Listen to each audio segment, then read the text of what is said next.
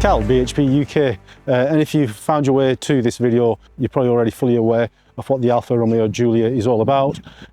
Personally, we weren't until we came across the car, and we've mapped quite a few of these on the dyno, but we weren't actually aware of how special this car actually is. What an absolutely fabulous alternative to sort of like the German saloons. Alternative is probably a much better car, in all honesty. It is one of motoring's hidden gems. As far as a small saloon car goes, it's probably about one of the sportiest diesel cars you can find on the market. It's got a 50-50% weight split. It handles so well. Most of that's down to the double wishbone suspension. It really does feel very sporty. With the carbon fibre drive shaft, probably does help the way that it spools up. Despite how well it handles, it's very, very compliant on the road. It's nimble, 450 kilograms to about 550 depending on the spec that you buy. It really does feel very sporty, very agile, very, very playful to drive. Comes with an 8-speed ZF gearbox. Doesn't have paddle shift on this one. It is available on some cars as an option. Even without the paddle shift, just shifting with the stick, it is very, very responsive. Such a playful car to drive. We are going to get it up on our dyno now. Like I say, we have mapped a few of these before. Never realised how good they were and what a niche following that they actually have. We've been driving this car for a little while and we're absolutely in love with it. Let's get it on the dyno, let's see what we can get out of it and come back to you with the results.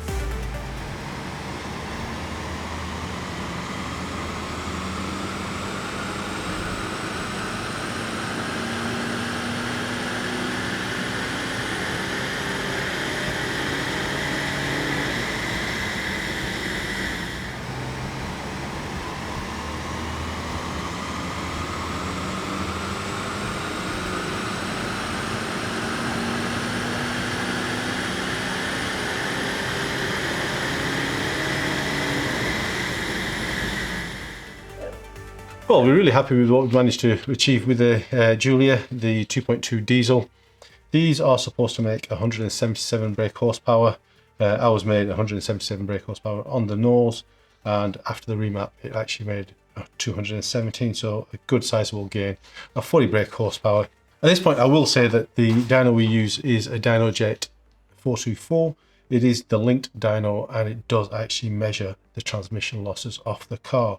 We don't just add 20% or 15%. We can actually plot the power at the wheels here, and you can see the car actually made 199 brake horsepower at the wheels.